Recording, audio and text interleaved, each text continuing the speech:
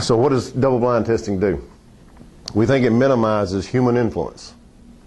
For those of you who are familiar with a recent study conducted by Dr. Lisa Litt at UC Davis, she tested 18 dogs and handlers, and a simplification of her test was she set up several different scenarios.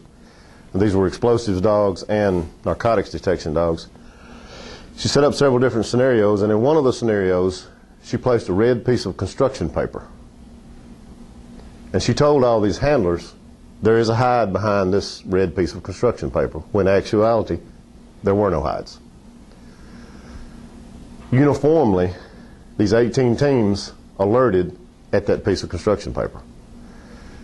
Now, there's of course things we can discuss about the number of teams that she tested is not enough to represent a statistical average, and I'll grant that. But 18 teams performing false alerts simply because a piece of red paper is hanging on a cabinet indicates a little bit of an issue. Obviously, there's some human influence. A piece of construction paper would be meaningless to a dog. So the human handler had to have applied some type of pressure, some type of influence on the dog in order to get them to alert at the place that was flagged. Now she also had searches set up wherein hides were placed, and the dogs for the most part were successful.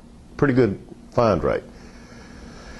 But that's the way most certification tests are structured now. You walk into a search scenario, your instructions are, there are 3 hides, you must find all 3. We believe you should remove that. You don't need to know how many hides. You also don't need to know if hides are even present.